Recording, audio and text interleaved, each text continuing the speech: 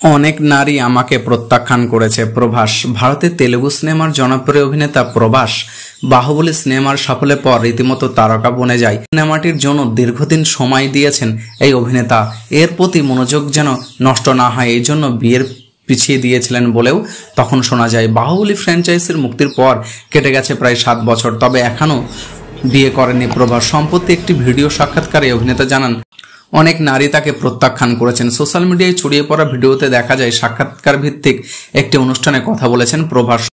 কখনো কোনো নারীকে প্রেমের প্রস্তাব দেওয়া বা প্রত্যাখ্যান করেছেন কিনা? জবাবে প্রভাস বলেন, অনেক নারী আমাকে প্রত্যাখ্যান করেছে। হ্যাঁ, তারা আমাকে প্রত্যাখ্যান করেছে। সিয়াসাত.com জানিয়েছেন যে প্রভাসের সাক্ষাৎকার ভিত্তিক ভিডিওটি পুরনো। সম্প্রতি ভিডিওটি নতুন করে সোশ্যাল মিডিয়ায় ছড়িয়ে পড়েছে। সোশ্যাল মিডিয়ায় ভিডিওটি ছড়িয়ে পড়ার পর দারুণ চর্চায় পরিণত হয়েছে 44 বছর বয়সী প্রভাস। নেটিজেনরা বিভিন্ন ধরনের মন্তব্য করেছেন। একজন লেখেন, হ্যাঁ, তৃষা কৃষাণ তাকে প্রত্যাখ্যান করেছিল। কেউ কেউ বলেছেন অনুষ্কা শেট্টি তাকে প্রত্যাখ্যান করেছিল।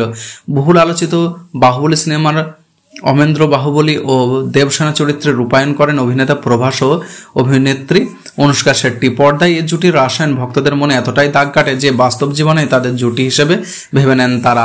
বাহুবলী মুক্তির পর প্রভাস ও অনুষ্কার প্রেম ও বিয়ে নিয়ে নানা গুঞ্জন চাউর হতে থাকে। তাছাড়াও দুজনে অবিবাহিত, দুয়ে 4 মিলিয়ে চলতে থাকে নানা জল্পনা কল্পনা। যদিও পরবর্তীতে দুজনে এই গুঞ্জন অস্বীকার করেন। 42 বছর বয়সে অনুষ্কা শেট্টি এক সাক্ষাৎকারে বলেছিলেন, আমি প্রভাসকে 15 বছর ধরে চিনি।